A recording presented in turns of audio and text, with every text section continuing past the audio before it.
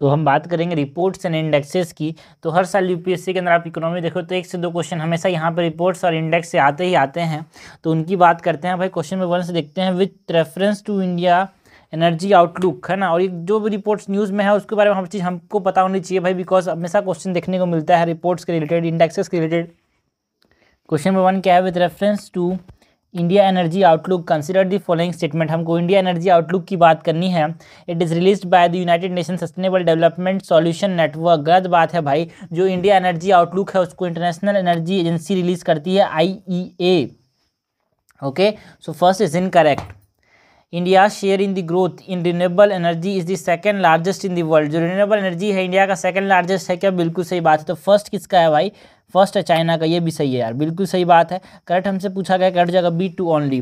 तो देखो ये जो आउटलुक रिपोर्ट है इंडिया एनर्जी आउटलुक, ये हमेशा न्यूज़ में रहता है यार, हमेशा आते रहता है। तो अगर आपसे पूछा जाए कि कहाँ पे रहता है तो दिमाग में ये हट जाता है दिमाग से, है ना। इकोनॉमी की ज़्यादा चीज़ें होती है, वास्ट होती है, थोड़ी टेक्निकल होती है, इसलिए लोगों के दिमाग से हट जाता है। इसीलिए हमको क्वेश्चन बनाना बहुत जरूरी है, बिकॉज रिपोर्ट्स एंड इंडेक्सेस को आप किसी पर्टिकुलर लेक्चर में फिर PPT से कवर नहीं कर सकते। इसके लिए आपको क्वेश्चन ही बनाने पड़ेंगे, जो कि हम कर रहे हैं। इंडिया एनर्जी आउटलुक पब्लिश किसने कौन करते हैं? International energy agency.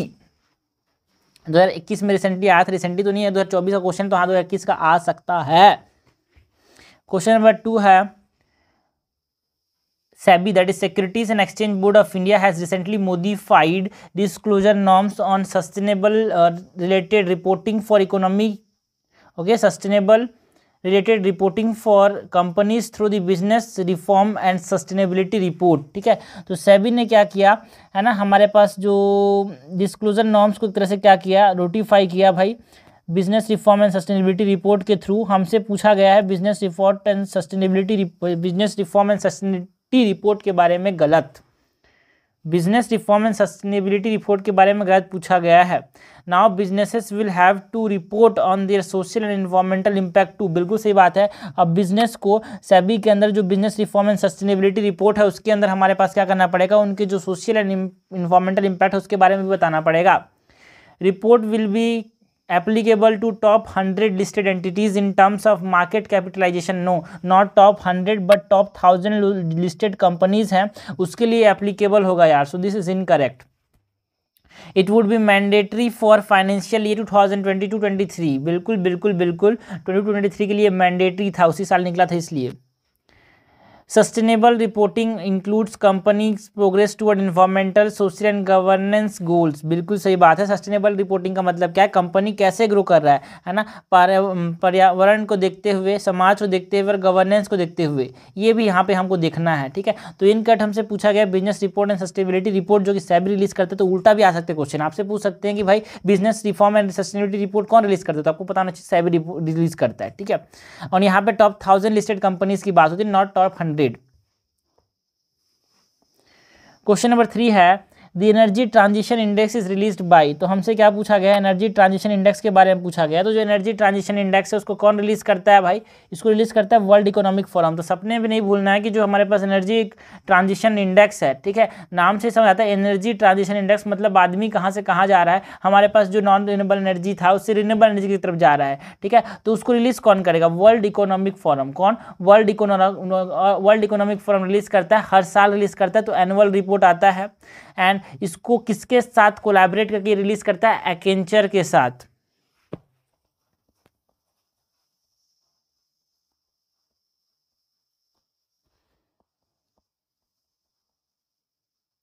Question number 4 है, with reference to Oxfam inequality report. बहुत बहुत बहुत इंपॉर्टेंट रिपोर्ट है यार, ऑक्सफैम इनइक्वालिटी रिपोर्ट की बात करनी है। हमसे क्या पूछा गया है ऑक्सफैम इनइक्वालिटी रिपोर्ट के बारे में, विच of the following is not the area in which the policies and the actions are measured in the index।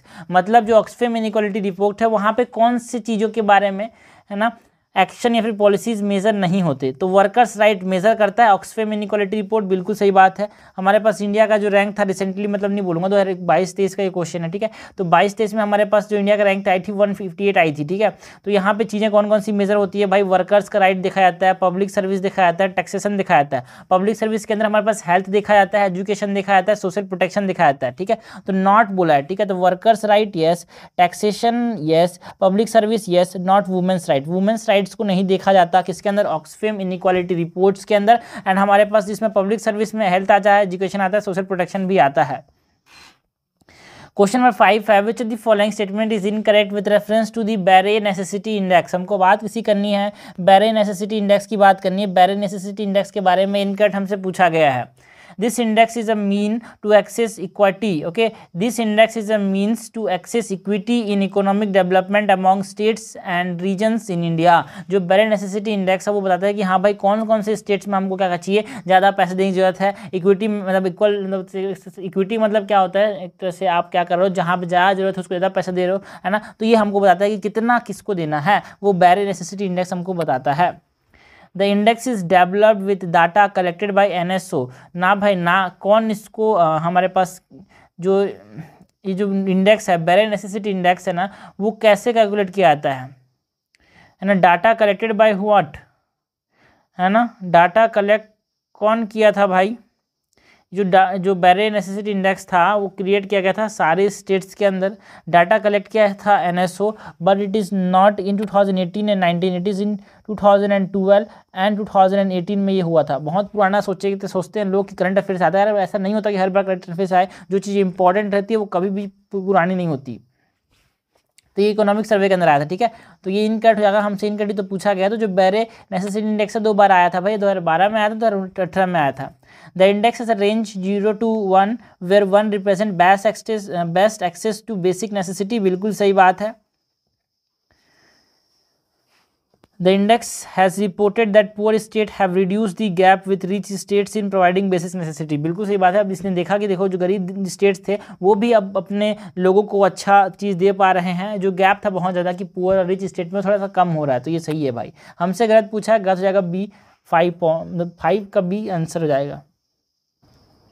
Question number 6 क्या है यार, क्वेश्चन नंबर 6 है स्टेट एनर्जी एफिशिएंसी इंडेक्स। इसको कौन रिलीज करता है भाई, state energy efficiency index. It is release by whom, it is released by what, it is released by the bureau of energy efficiency, ठीक है। तो जो स्टेट एनर्जी एफिशिएंसी इंडेक्स है उसको bureau of energy efficiency release करता है। बिल्कुल सही बात है। एंड है ना, ये किस मिनिस्ट्री के अंदर काम करता है भाई, जो bureau of energy efficiency ministry of power के अंदर काम करता है, गवर्नमेंट ऑफ इंडिया, है ना। एंड ये जो ब्यूरो ऑफ एनर्जी एफिशिएंसी है वो क्रिएट कब किया गया था, 2002 में बनाया गया था भाई, एनर्जी कंजर्वेशन एक्ट के अंदर।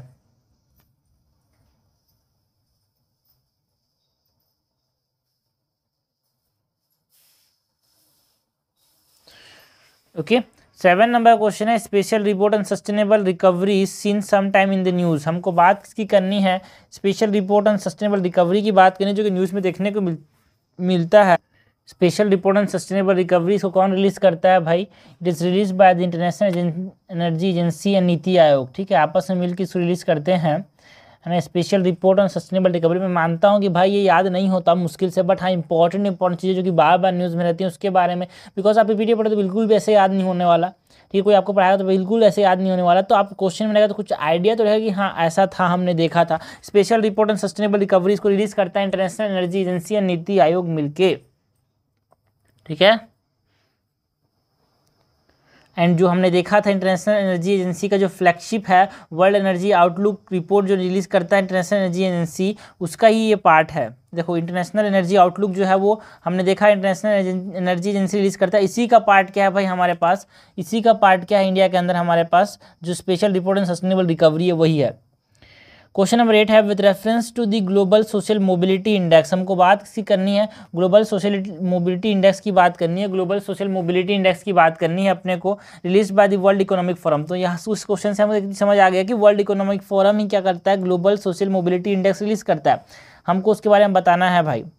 The report defines relative social mobility as the ability of a child to experience better life than their parents, ठीक है। रिलेटिव सोशल मोबिलिटी मतलब जो बच्चे की जो एबिलिटी है कि उसके अपने माँ बाप से अच्छी ज़िंदगी जी पाए, उसको क्या बोलते हैं भाई हम लोग, इसमें बोलते हैं रिलेटिव सोशल मोबिलिटी। क्या ये सही है भाई, क्या ये रिपोर्ट सही बोलता है? बिल्कुल बिल्कुल गलत बोलता है, because it is absolute social mobility. Absolute social mobility क्या बोलता है कि जो चाइल्ड की जो एबिलिटी है कि एक्सपीरियंस कर पाए उसके पेरेंट्स से better life, it is absolute, ठीक है, नॉट रिलेटिव। ये एब्सोल्यूट अगर आपसे पूछा जाए कि एब्सोल्यूट सोशल मोबिलिटी का डेफिनेशन क्या है, तो it is the ability of the child to experience better life than their parents. तो रिलेटिव क्या है भाई? रिलेटिव सोशल मोबिलिटी क्या है? It is the assessment of the impact of socio economic background and individual outcome in life.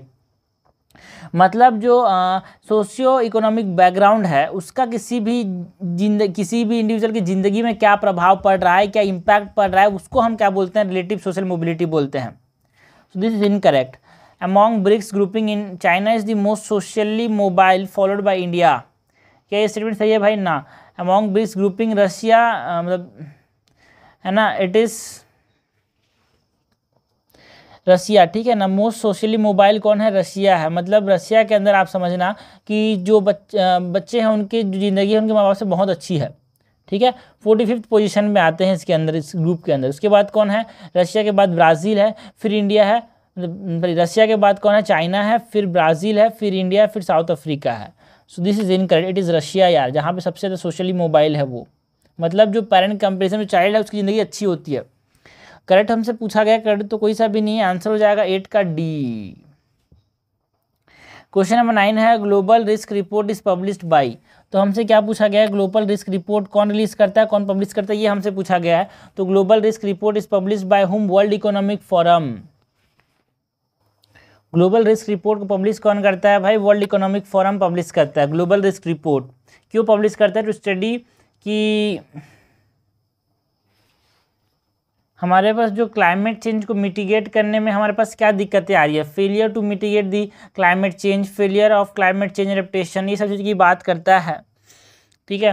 And हमारे पास ये बोल रहा है कि दुनिया में कैसे हमारे पास नेचुरल डिजास्टर आएगा नेक्स्ट डिकेड में, एक्सट्रीम वेदर इवेंट्स बढ़ जाएंगे। अभी देख रहे हैं दुबई के अंदर बाढ़ आ रहा है, इकोसिस्टम कोलैप्स कर जाएगा। तो ये ग्लोबल रिस्क रिपोर्ट पब्लिश करता है World Economic Forum.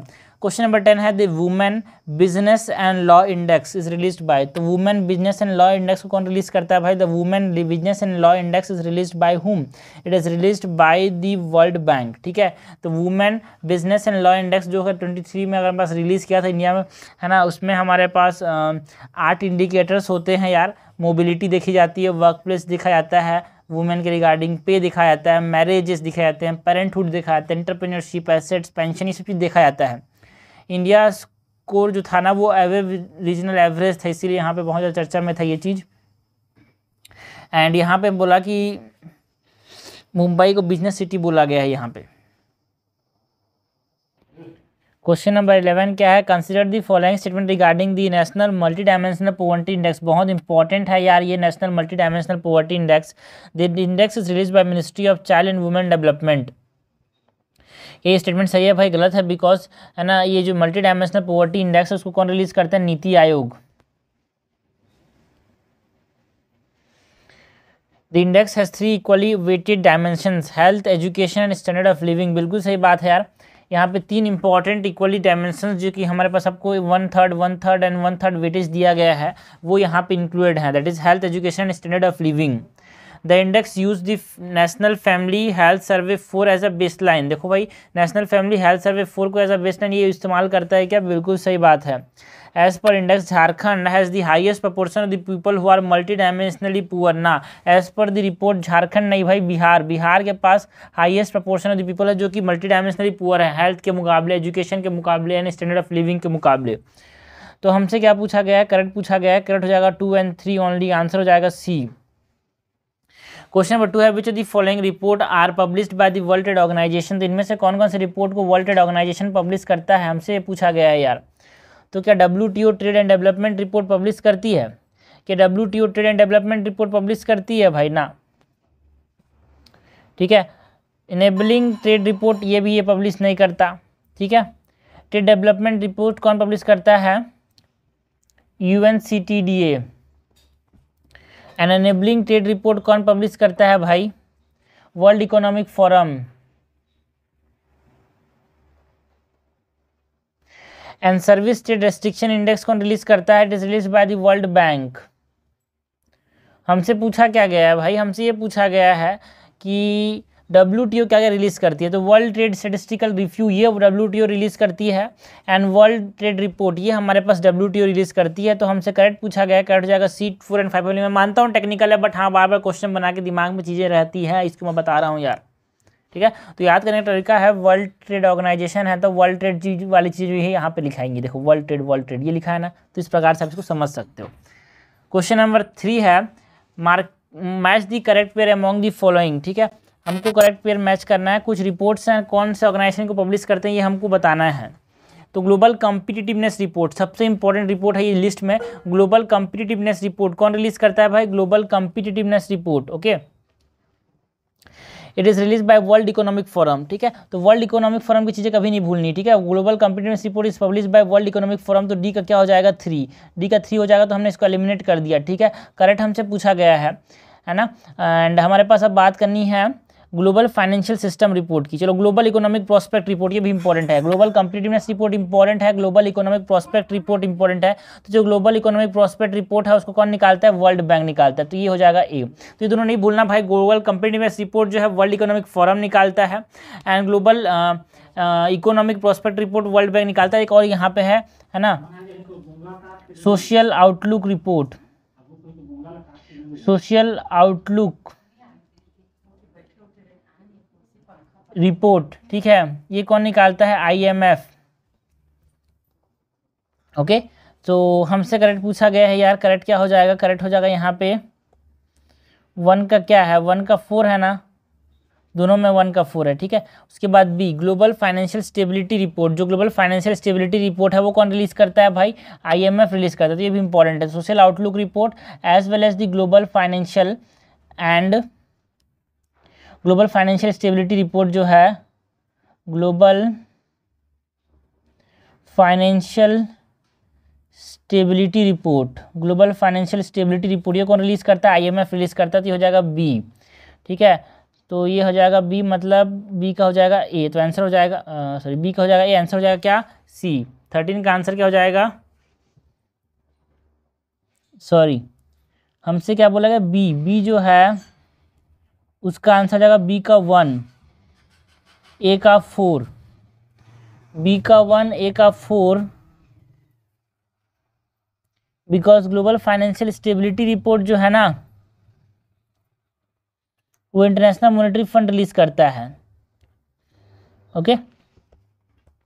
Question number 14 है, which among the following is are not the publication of World Economic Forum. तो जो वर्ल्ड इकोनॉमिक फोरम है इसका पब्लिकेशन इनमें से कौन सा नहीं है, not a publication of World Economic forum, ये हमसे पूछा गया है।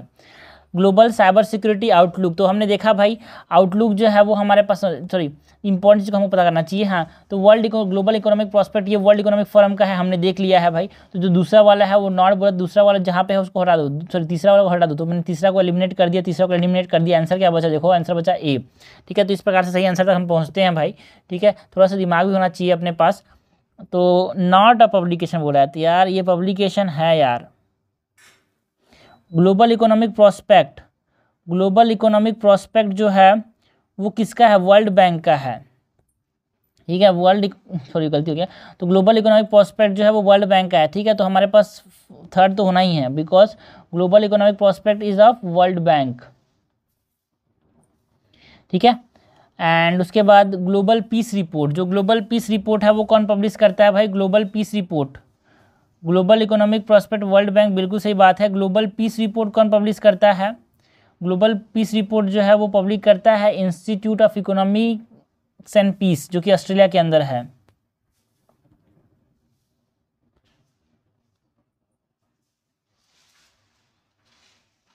ओके।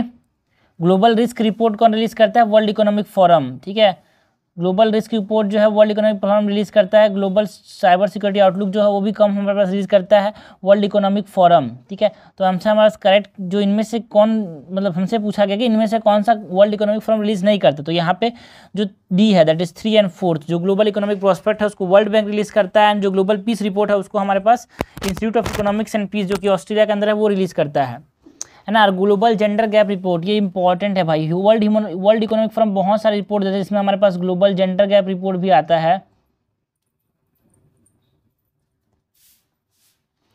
ठीक है। ग्लोबल ह्यूमन कैपिटल इंडेक्स भी आता है, जो कि हमको नहीं भूलना है, ठीक है। और एक हमारे पास क्या है भाई, आउटलुक वाला जो है वो हमारे पास IMF है। यहाँ पे वर्ल्ड इकोनॉमिक फोरम जो है ग्लोबल कॉम्पिटिटिवनेस रिपोर्ट भी रिलीज करता है, याद रखना, ठीक है, ये भी इंपॉर्टेंट है यार।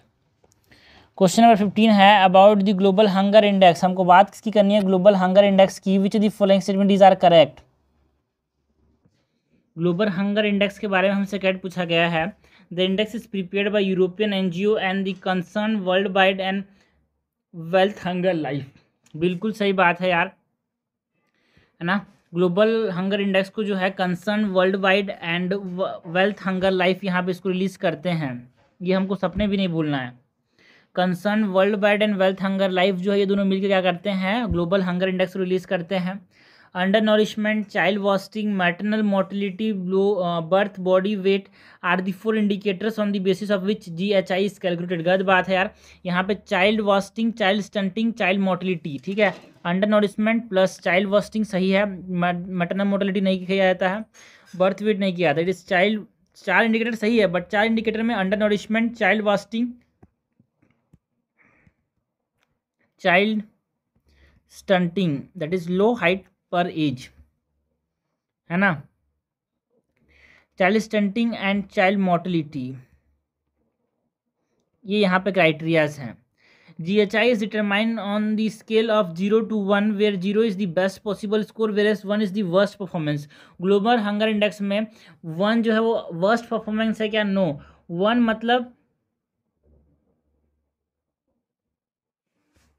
कोई ऐसा वैल्यू नहीं होता वहाँ पे 0 1 नहीं होता, यहाँ पे 0 to 100 होता है यार, ठीक है। 0 मतलब बेस्ट एंड 100 मतलब वर्स्ट, सो 0 to 1 स्केल नहीं है। करेक्ट हमसे पूछा गया, करेक्ट हो जाएगा A1 ओनली। क्वेश्चन नंबर 16 है consider the following statement regarding the India patent report. हमको बात किसी करनी है, इंडिया पेटेंट रिपोर्ट की बात करनी है। The report was published by the department of industrial policy and promotion, ministry of commerce. Ministry of commerce के अंदर department of industrial policy and promotion इसको रिलीज करता है क्या, इंडियन पेटेंट रिपोर्ट को। बिल्कुल गलत बात है भाई, जो इंडियन पेटेंट रिपोर्ट है उसको हमारे पास National Association of Software and Service Companies, Nasscom जिसको हम बोलते हैं, वो हमारे पास रिलीज करता है। Indian patent are govern by Indian patent act of 1970। बिल्कुल सही बात है यार, it is govern by Indian patent act of 1970। As per the report artificial intelligence continue to lead in terms of total patent filed under various emerging technology domain, है ना। इस act के according जो हमारे पास आर्टिफिशियल इंटेलिजेंस के regarding जो technologies हैं उनमें से पेटेंट देखने को मिला है क्या, बिल्कुल सही बात है यार। करेक्ट हमसे पूछा गया, करेक्ट हो जाएगा B2 and 3 only. Question number 17 है which organisation release the net zero industry tracker report. तो net zero industry tracker report को कौन रिलीज करता है ना, it is released by the World Economic Forum, ठीक है। तो वही है जो net zero industry tracker report release करता है यार, ठीक है। तो जब कुछ ना समझ आए कौन सा रिपोर्ट कौन पब्लिश करता है तो आप वर्ल्ड इकोनॉमिक फोरम पर टक करके आगे बढ़ जाना चाहिए, बिकॉज बहुत सारे रिपोर्ट पब्लिश करता है यार जो ये वर्ल्ड इकोनॉमिक फोरम है वो। और भी रिपोर्ट है जैसे कि global energy architecture performance report, है ना, ग्लोबल कॉम्पिटिटिवनेस रिपोर्ट हमने तो देख ही लिया, travel and tourism competitiveness report, ठीक है, inclusive development index, power, world power language index, ये सब चीज़, तो environment, global environment performance index. तो जो कुछ ना समझ आए कौन सा रिपोर्ट पब्लिश कर रहा है, आप तुक्का लगाना चाह रहे हो तो वर्ल्ड इकोनॉमिक फोरम पर तुक्का लगा के आगे बढ़ जाओ। Which of the following index और reports are prepared by the NITI Aayog. तो इनमें से कौन कौन से रिपोर्ट या फिर इंडेक्स को कौन पब्लिश प्रिपेयर करता है, नीति आयोग, ठीक है।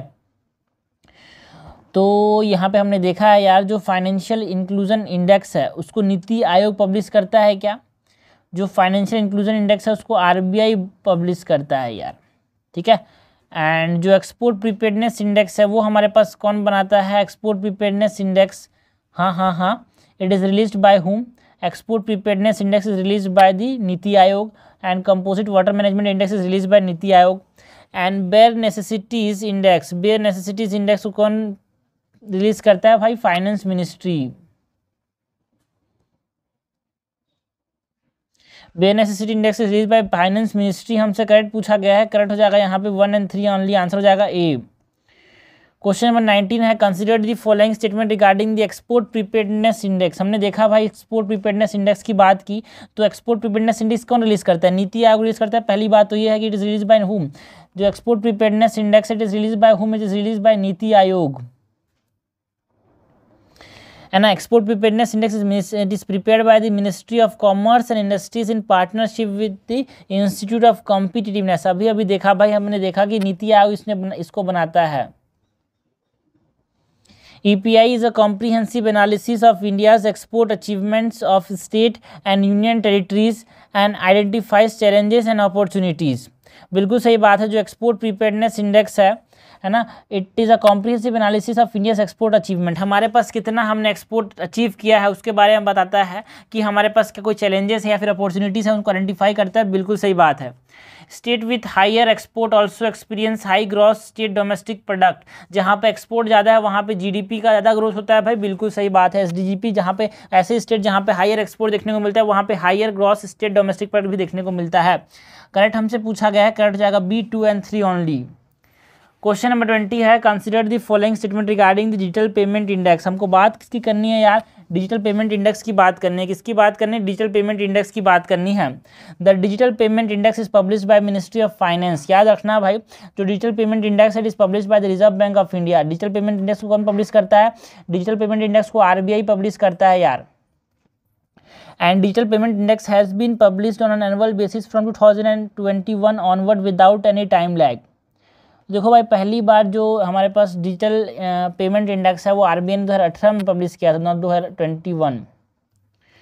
Demand side factor and supply side factor of the payment infrastructure are parameters that enable measurement penetration of digital payment in the country.